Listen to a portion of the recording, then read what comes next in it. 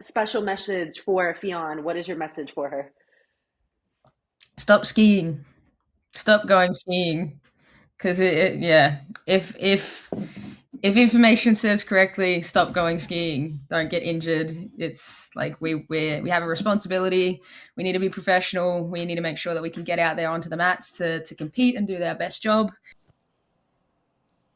Greetings, Jiu Jitsu nerds, and welcome to this episode of Beast with Brains podcast, also available on Spotify. As you guys just saw, we are going to be talking to the 2024 two-time ADCC World Champion, Adele Fornarino, and the cold open obviously features her direct message to who was supposed to be her opponent at UFC Fight Pass 10 on March 6th, Ffion Davies, your CJI champion.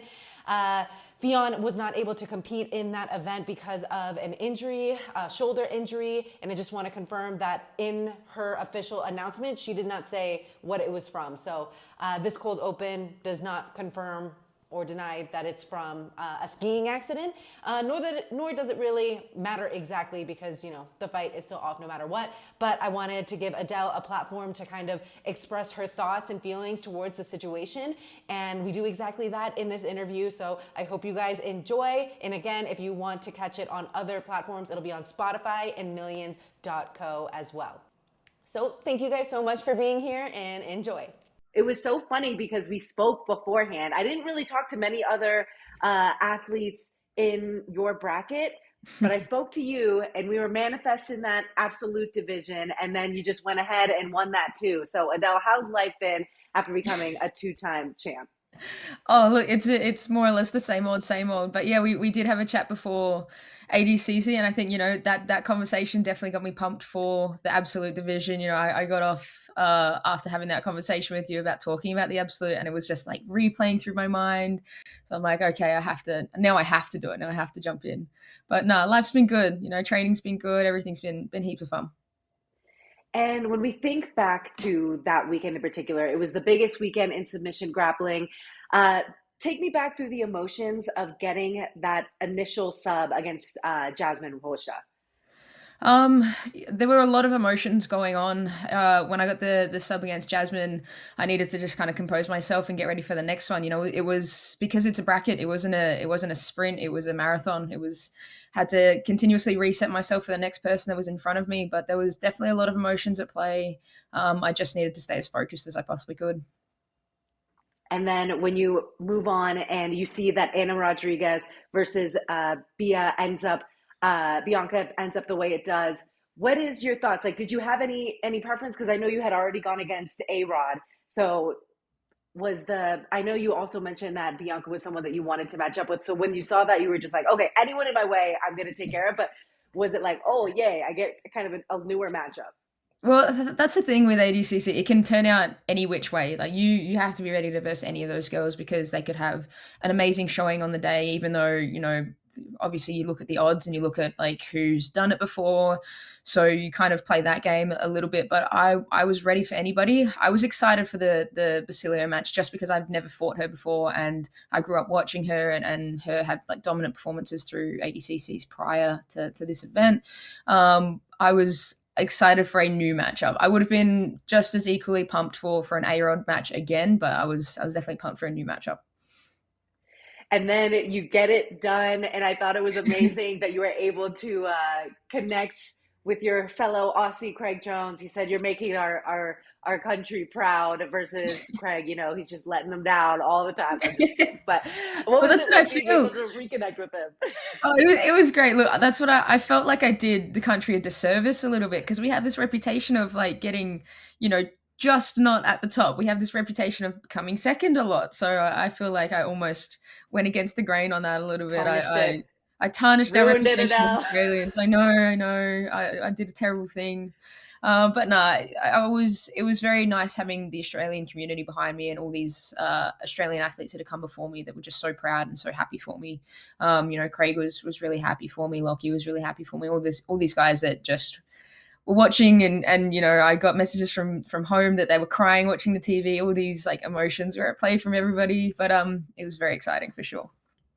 That is so sweet. And we obviously have to talk about the breaking news that happened recently. I mean, when ADCC was going on, we also had CJI Ffion left to do CJI. She defeated Mackenzie Dern. And then the matchup that everyone has been wanting to see, Adele Fornarino versus Ffion Davies on UFC Fight Pass. It is now postponed, or is it like not with UFC at all? Is things still up in the air? First of all, what was your reaction when you heard this news?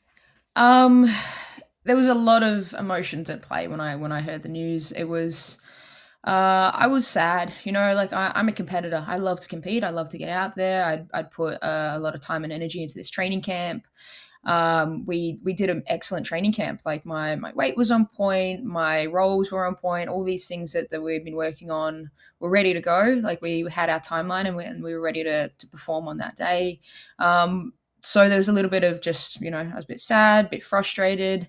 Obviously I want her to have a speedy recovery. I want her to be okay. I want her to make sure that when we do match up, that she's at her peak, that she's at the best physical ability that she could possibly be at, because that's the Ffion that I want to be matching up with. That's the match I want. I don't want her at a disadvantage by any stretch of the imagination, and I obviously don't want anybody being injured. A little bit of frustration. Obviously, like it's not what we want to hear. As soon as you get a message from the fight promoter saying, "Oh, we need to talk ASAP," it's generally never great news. But we're ready to reset. I have every intention of having this match further on in the future. I think we can make it happen. I'm ready to sign the dotted line any day of the week. I'm ready for this match any day of the week. So we just want to make it happen as soon as possible. So when the news originally got brought up to you, was there an idea of like, oh, well, let's try to get a different matchup? Or was it just like, you know what? Let's move on and see if we can push this to a later date, because your training camp has probably been very specific towards Ffion. I personally, like when I go into a training camp, there's some specifics that are towards the opponent that I have, but it's also like I stay pretty well rounded all year round. Like I want to make sure that I'm constantly working every part of my game and not going through tunnel vision on specific things. So if they did want to put somebody else in front of me, I would have been ready for that matchup as well. It's just kind of how the cookie crumbles at this point. We want to make sure that the Ffion match is the next match that we're putting forward. So unfortunately, that means that we couldn't put anybody else up for this match with myself and somebody else. So we're just going to have to wait and be patient to see what the next steps are. I was so excited to see when you and Bree were in talks with Stephen Tecchi, the vice president of UFC Fight Pass. So I was so excited, and I knew that they were cooking up something, and obviously they were trying to put on the best of the best. So what was it like to originally get aligned, knowing that UFC Fight Pass has big plans for the future of grappling? It's very exciting. Like UFC in general have really good exposure. Like they have a really big and deep audience in the martial art community. They have the equation. They've done it before. They've moved into a space that didn't have as many spectators when they originally did MMA in the first place. They grew that. They understood what it took to get spectators to watch. Yes, matches are really important, but also building the characters, building the anticipation of certain matches, things like that. They understand how to do that, which is very, very cool. So they have the resources, they have access to the athletes, they have the reach. So I'm very excited to see what UFC do. I think that they do have the potential of changing the space entirely. And I know that Claudia Gadelha is one of the matchmakers, and it's kind of like the face of the Fight Pass Invitationals. And she is so inspiring. I've seen some of the behind the scenes that Raquel Canuto will post, and Claudia is basically there telling the fighters to be entertaining, to make grappling an entertainment spectator type sport. So I feel like with her push behind it, you really get that sense of energy. When you were visiting Vegas and you got to kind of meet the team, what did you kind of feel like was their ultimate goal with the grappling promotion that they're trying to really push forward? I think that both Tecchi and Claudia are so passionate about jiu-jitsu. They themselves love training it. And, Tecchi's newer into the space, but he's absolutely obsessed with it. He loves every minute of his own training. He jumps in competitions as well. And I think that passion drives them to want to grow the sport as big as they possibly can. They see the potential. They see how passionate they are about it, how much they love that sport. and that directly translates into the energy and the effort that they're putting in to grow it. Grow it as a spectator friendly sport, but also give the athletes opportunity to do this full time and to be supported as athletes. I think that's definitely something that they're very passionate about. And obviously, they were trying to put on the biggest and best matches. That would have been you and Ffion coming up. What do you have to say? I know that there's the trolls of the world that we completely don't listen to in general. But what do you say to the haters that say, oh, well, there's an asterisk on 2024 ADCC in general because of all the CJI versus ADCC split? Like, what is your kind of thoughts towards the haters out there? I don't think there's any asterisks on. I think that maybe there's some asterisks on some of the divisions, but at the end of the day, it's whoever gets there and whoever performs. I don't think there's any asterisks on any of the female divisions. I think the female divisions were as strong as they could possibly be. I don't think one person sitting out puts an asterisk next to everybody else's name. I don't think that that's how it works. And if that's the case, that's why we make these matches. That's why, this was going to be a big match to see who the pound for pound was going to be. I don't think that it discredits any of the athletes that were at ADCC by any stretch of the imagination, though. 100%. I mean, we saw so much action, and then the manner in which that you were able to get the title, submissions, aggression the whole time, and so much entertainment. And then moving on into the absolute division, which we were talking about beforehand. I mean, it must have been crazy to first, have that high of becoming ADCC champion, but then having to bring yourself back down and be like, okay, well, the job's actually not done. I mean, this is obviously a bonus, but how did you kind of reground yourself and say, okay, I need to continue on here? I think I just felt momentum. I felt like I'd finished my division, felt really proud of what I accomplished in that division, and felt like I almost didn't want to stop because I had all this momentum behind me. I had the mentality, my body was feeling good, my my strategies out there were feeling good, my team was working really well around me. So I was like, why stop there? Just keep putting more people in front of me, keep giving me different divisions to match up with. I just wanted to keep going. I didn't want the night to end either. And what were some of the things that were said, either from your teammates or Coach Galvao after the big wins? Well, after my divisional win, Mo came up to me with his clipboard and asked me, are we doing this? Are you going to do the open weight? And I kind of looked at my team. I looked at Jake. I looked at Andre. And then I'm like, what do you guys think? And they kind of looked at each other and they're like, you got nothing to lose. Why would you why not? But it's your decision at the end of the day. So they encouraged me. And then afterwards, after the actual absolute, there was a lot of, they were very excited for me, but they had a lot of belief in me. And that's what was really important.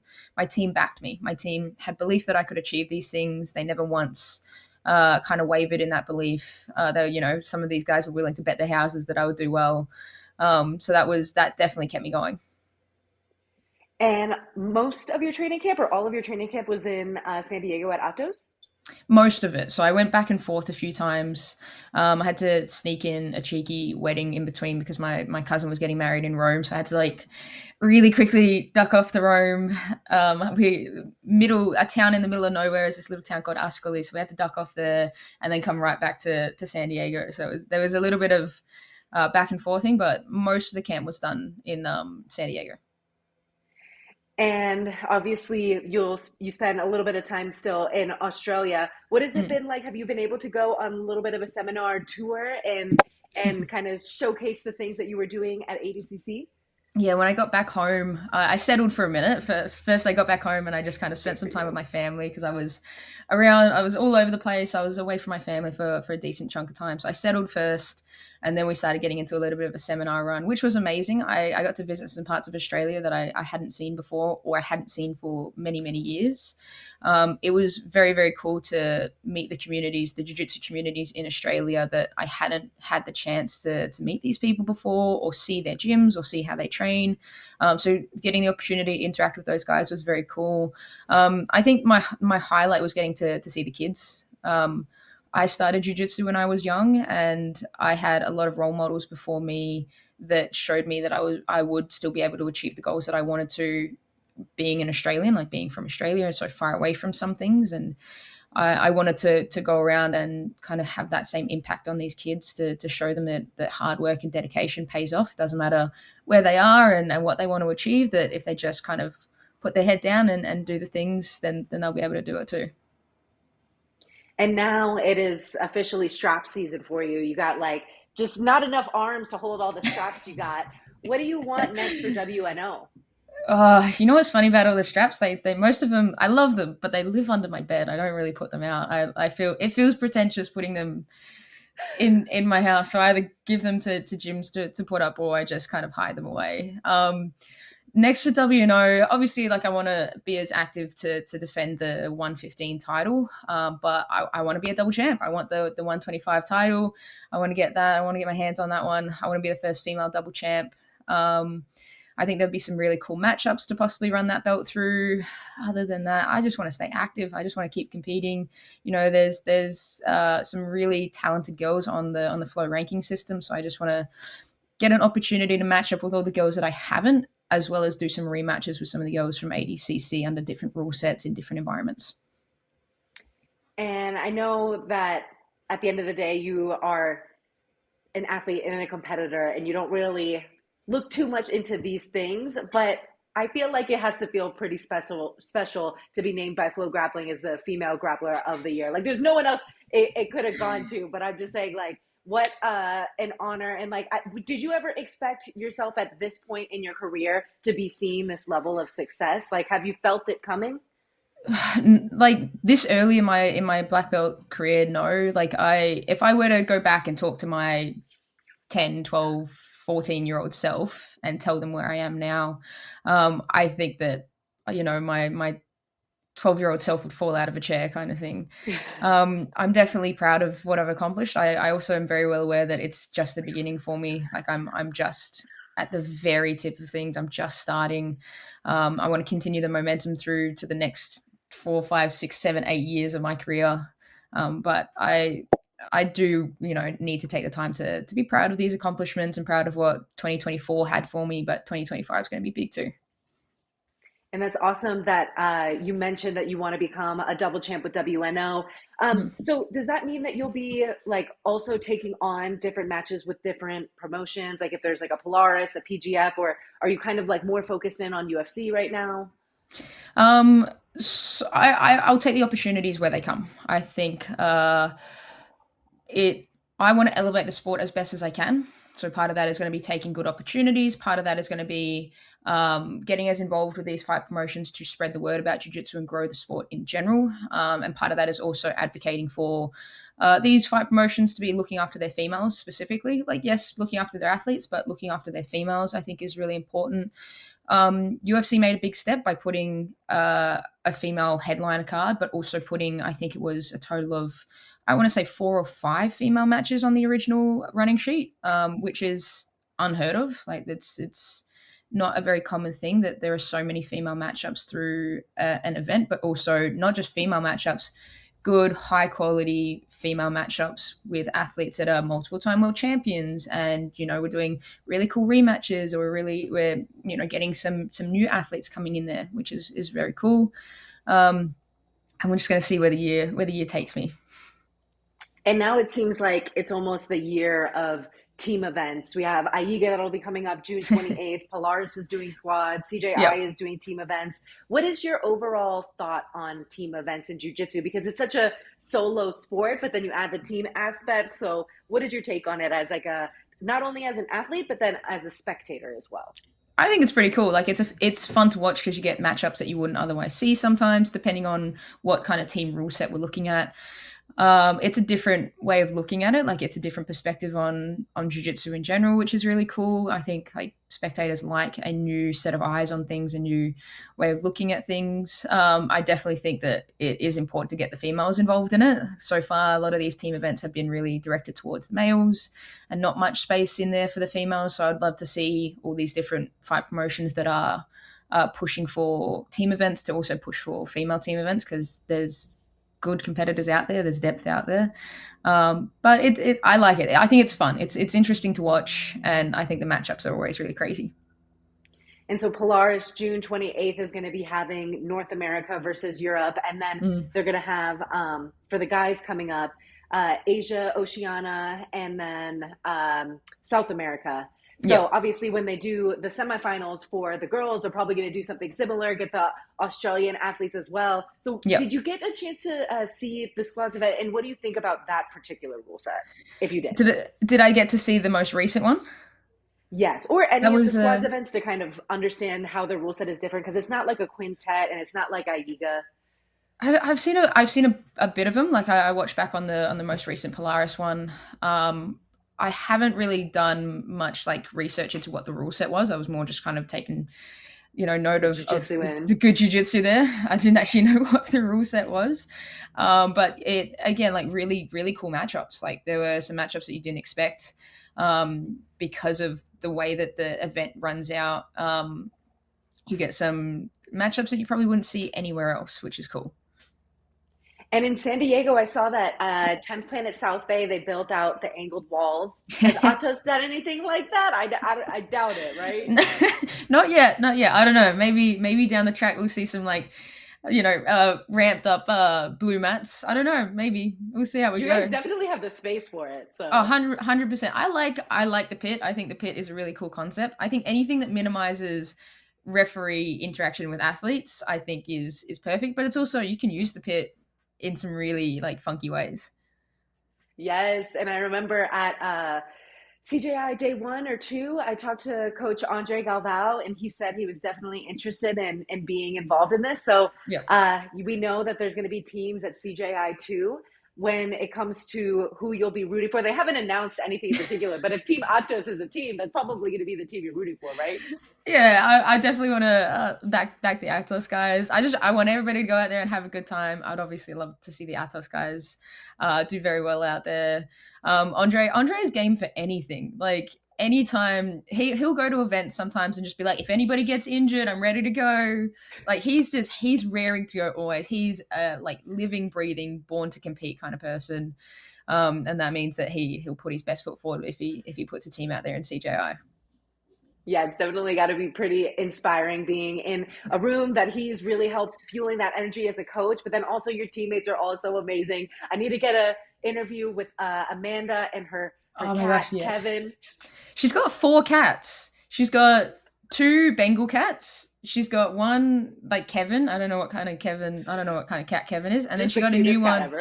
She got a new alien looking one that is it's hypoallergenic. It's cute. It's adorable. It's a little menace, but it's adorable. And then she's got 2 dogs. She's got a farm at home.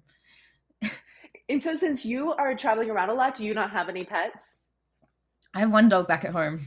I have a little Jack Russell Chihuahua. He's an adorable, he's more like a cat, to be fair. Anytime I say Jack Russell Chihuahua, everybody thinks that he'd be like barking and nipping and all that, but he sleeps in the sun all day. He's honestly the biggest chiller. I love that so much. Well, it's probably tough being on the road away from him, but you got to focus on your goals. Now that the March 6th event is off, are you changing plans and like where you wanted to train? Because now it's, I guess, not as essential as you stay close to Vegas. I think I'm just going to stay the course for the most part. I'm going to stay consistent. Like I'm still, even though the fight was called off, I haven't skipped a single training session since I've been here. I enjoy training. I enjoy the grind of it. I enjoy skill developing and also being a part of my team's progression. Sarah's still on the card, so I'm on the mats helping her out, getting her ready for this massive event as well. I'll be there for Sarah and Brianna. I'm just going to stay the course and keep training, keep doing my thing, maybe teach some seminars, just have a little bit of fun and then head down and just get the work done. And ultimate goal-wise, is opening up your own gym something that you've always wanted to do, or is that something that you're just like, not as interested, just like enjoy being an athlete? I think I'll definitely open up a gym one day. I really enjoy coaching. I really enjoy like building specifically competitors. I really enjoy coaching competitors because I kind of understand the ups and downs of competition and what it takes to put in the work to be a good competitor. I'd love to open up my gym one day. Where I open up the gym, I have no idea. I don't know where I'm going to be in the next 5-10 years, but I'll definitely open up a gym down the track. And what was it like being there in Australia for UFC 312 and being able to take in the UFC energy, but then also kind of getting like special treatment, how you guys deserve to be treated? You and Brie kind of got the red carpet rolled out for you over there in Australia. That was crazy. It was a crazy event and a crazy opportunity to kind of peek behind the curtains and see what kind of energy goes into these events and how many people are involved and how they have it down to a science, like how they set up these venues and how they pack them up and how everybody knows their job. And it's honestly a well-oiled machine the way that they run these events. 100%. Getting an opportunity to meet so many high-level athletes that are at the peak of their careers was very cool. Like getting an opportunity to sit down and talk with Alex Volkanovski, that was incredible. Israel Adesanya was there. The list is just endless of people that are a part of these massive events that are selling tickets and getting out there and doing their thing. And I know someone asked you in another interview about your interest in MMA, so I'm sure it'll be the same answer. But what is your level of interest in MMA? I want to make sure that I tick all the boxes with Jiu Jitsu first, because that's where I've put my time and my energy, and that's where my deep passion lies in Jiu Jitsu. I would love to step into a cage at some point and just try it out and see if that, is something that I enjoy doing, if the training process is something that I enjoy doing. I do Jiu Jitsu because I enjoy it. And if I enjoy MMA to the same extent, then I would love to see where that takes me. I'm also a little bit like, I see shiny things, I like shiny things. I saw the UFC belt, it was shiny, it was nice. I'm like, oh, I could try work for that. That definitely would be insane, and it was probably a very inspiring UFC event to be at, because Zhang Wei Li, Tatiana Suarez, all such inspirational fighters, and you would, I'm assuming, be 115 straw weight, right, for Yeah. MMA. You wouldn't cut down Yeah. more. No, it was like that. That was an incredible match. That was fantastic watching those girls out there just displaying really good all round martial arts. There was wrestling, there was stand up, there was jujitsu, there was a bit of everything. And it's very, very, very cool seeing these girls at the top and how skilled they are. Yeah, I mean, definitely one of the fan favorites as well is Mackenzie Dern, and it was awesome to Yeah. see her get inside the CJI alley. So it's awesome, especially because like a big, I guess, purpose for her was to get people to be more interested in jujitsu, and I feel like she was like a really big, I guess, yeah, a trailblazer in the sense of like getting that Mm. out into MMA. And I feel like a lot of people, myself included, who were MMA fans originally and then learned more about Brazilian Jiu Jitsu was through her. So I know you would Mm. just add to that effect as well. So when you went on the podcast with Craig, were you like, Craig, where's my super fight going to be at next year? Look, Craig's a great guy. We, chat back and forth every now and then. I'm sure, we'll see what what CJI 2 has in mind. We'll see what that's going to look like. I know that there'll be some spaces for some good female matches in that in the next CJI. So we'll just have to wait and see to see if I step into the alley and see what CJI holds for us. If you could make your own 4-woman CJI bracket, who would you want to be in the 4-woman bracket? Oh, that's really tough. Is it? Are we talking like weight division, like 125, let's say, for instance? Um, Or are we just talking in yeah, general? let's do a weight division one, and then let's do like an absolute type of deal. That's tough. That's tough as well because I'm friends with a lot of the athletes that I feel like deserve a spot, like Brianna St. Marie. She deserves a spot. I don't want to ever fight her again, but she deserves a spot in the division. Obviously, Ffion getting in there, but I think we'll have a match before. Anna Carolina obviously did an amazing job at ADCC. There's just so many. I'm selfish because I'm thinking about a whole bunch of matchups that I want to have. So I'm like, how can I make this division so I can get a whole bunch, like, a Helena match would be cool, a Clay match would be cool. The list is endless. Hey, It who? really is. I love it though, because there's so many options, and it There's so completely many dismisses options. the idea of people saying like, oh well, women's divisions, they're not deep enough, because you There's could too many do so girls. many people. There's Yeah. too many girls in the women's divisions to make it like fair, in the sense of there are so many girls that deserve the opportunities. Mosquito, Basilio. It's just I could spend all day listing off girls. What about for absolute? Absolute. Oh, Mosquito deserves a spot because she's just the lady goat. She's obviously done some incredible things. Oh, you know what? Gabby Garcia, put her in there. Let's go. I think, like, obviously she's won anything that you could possibly win. So to have a matchup against her would be cool, especially doing it for the little people. That last spot, that's a tough one. That's a tough one. I'd have to think about that. And I Yeah, know that you mentioned that a matchup that you could be interested in is that match against Gabby Garcia. I think that is a completely reasonable way to go because I think a lot of people at first thought maybe it was going to be Ffion versus you at CJI, but we need that earlier. So yeah. you talked about it on Craig's podcast. What was the thoughts? Pitching that idea, you versus Gabby. Oh, look, it was definitely a joke, but I'm down. I'm game. I love jiu-jitsu. I love entertaining. If that means a Gabby match is in my future, let's go. Like, let's make it happen. I think it'd just be a bit of fun. Yeah, I'm game for anything. If we've learned anything about CJI, these jokes get taken very seriously. That's what I mean. It could actually happen. I said it, and as the words left my mouth, I'm like, what did I just sign up to? What did I just agree to? Is there anything else that you have going on in the short-term future that you want people to know about? I think the main thing is I'm excited to be releasing a few instructionals that will come out super soon. There'll be some instructionals that run through with BJJ Fanatics as well as Submeta. Other than that, I think it's just going to be about being active, keep an eye out for what the next events are that I'm going to be on and what titles I'm going to be looking for. Yeah, I'm not going anywhere just because this match got called off. Doesn't mean that I'm not going to be around. Doesn't mean I'm not going to be training and ready for what, the jiu-jitsu has in mind for me. And if you had any special message for Ffion, what is your message for her?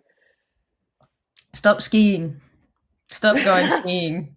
Because if information serves correctly, stop going skiing. Don't get injured. It's like we have a responsibility.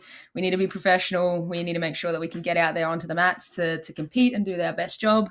That would be, make sure don't get injured. Stay as safe as you possibly can. Bubble wrap yourself. But have a speedy recovery. Look after yourself as best as you can would be my message out there. I've only been snowboarding one time, and I went down the hill once, and I was like, I'm out. I'm not even an athlete, but I'm like, I don't need this. Is not fun for me. It's so dangerous. Oh my gosh, it's so dangerous. It's crazy. I'm one of the people that if I'm about to compete, I will bubble wrap myself. I did my trials in Bangkok, and I don't know if you've ever been to Bangkok, but you generally get around on the back of people's scooters. That's their version of Ubers is you get on the back of somebody's scooter and they drive you around at about 1,000,000 miles an hour. And my coach just did not let me, he's like, you can either walk or you can pay for a taxi where you're in a car, but you're not allowed to get on the back of a scooter. So he bubble wrapped me. I wanted to go to a driving range before one of my competitions and he wouldn't let me do that. He wouldn't let me go to a golf driving range. Yeah, I'm amazing that he's that protective.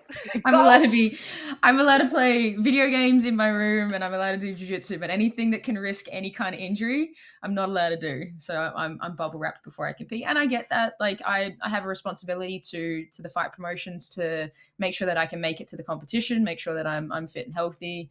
And you never want accidents to ever happen. I know that accidents do happen, they happen on the training mats all the time, but we do our best to minimize that. What is your number one game? What are you gaming these days?